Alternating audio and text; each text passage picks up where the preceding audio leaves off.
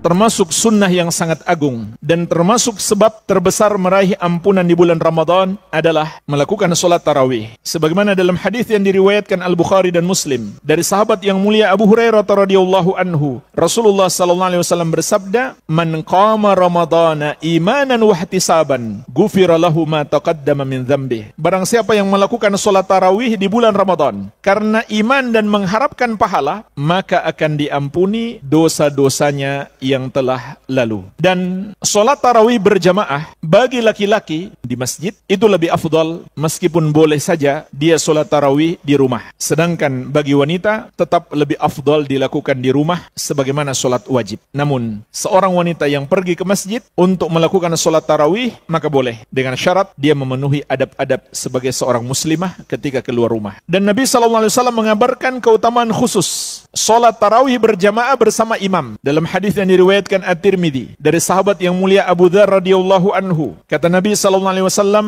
"Innahu man qama ma'al imam hatta yansarif kutiba lahu qiyamul lailatin." Sesungguhnya barang siapa yang salat tarawih bersama imam sampai imam selesai, maka akan ditulis pahalanya seperti salat semalam penuh. Subhanallah, ini luar biasa keutamaan kaum laki-laki yang salat bersama imam di masjid sampai imam selesai. Dia akan dapatkan pahala solat semalam penuh, tapi dengan syarat. Pertama, dia solat berjamaah bersama imam. Yang kedua, sampai imam selesai. Berarti kalau imam solat 20 dan dia hanya solat 8, dia tidak mendapatkan keutamaan ini. Karena Nabi SAW mengatakan sampai imam selesai. Atau imam solat sampai witir dan dia meninggalkan imam tidak ikut witir, maka dia tidak mendapatkan keutamaan ini. Tidak mendapatkan keutamaan solat sepanjang malam. Oleh karena itu jamaah sekalian, terkait rakaat solat tarawih, maka pendapat yang paling kuat insya Allah tidak ada batasan. Rasulullah SAW tidak memberi batasan. Dalam hadis yang diriwayatkan Al-Bukhari dan Muslim dari Ibnu Umar radhiyallahu anhuma, Rasulullah SAW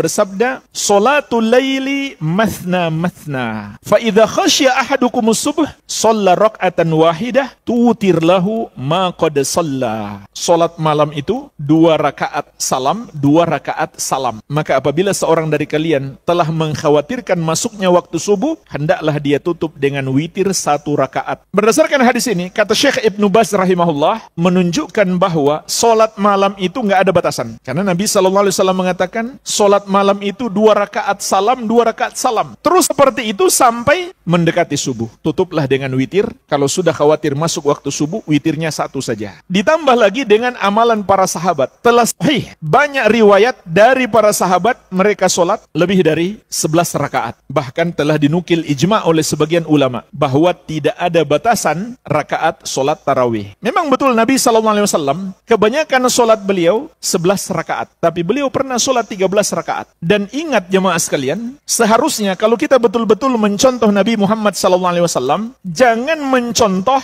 jumlahnya saja, contohi juga kualitasnya. Makanya jemaah sekalian, yang diriwayatkan dari salaf, 2 bentuk solat tarawih mereka. Yang pertama, rakaatnya singkat, 11 rakaat, tapi bacaannya panjang, seperti yang diamalkan Nabi Muhammad SAW. Yang kedua, bacaannya tidak terlalu panjang, tapi rakaatnya banyak. Sekarang kita bikin versi baru yang ketiga, bacaannya pendek, rakaatnya sedikit. Itulah kita. Jadi kalau mengikuti salaf, salah satu dari 2 ini, mau 11 rakaat saja, tapi bacaannya panjang. Yang kedua, bacaannya singkat-singkat, tapi rakaatnya banyak. Jadi tidak ada batasan solat tarawih. Namun Syekh Ibnu Utsaimin rahimahullah, beliau menasihati, satu masjid itu hendaklah sepakati. Kalau mau 8, 8 semuanya. Kalau mau 20, 20 semuanya. Jangan sampai ada yang masih solat 20, kemudian 8 berpisah. Itu pemandangannya nggak bagus, nggak bersatu. Itu di satu sisi. Di sisi lain, yang hanya solat 8 nggak ikut imam sampai selesai, dia tidak dapat pahala solat semalam penuh.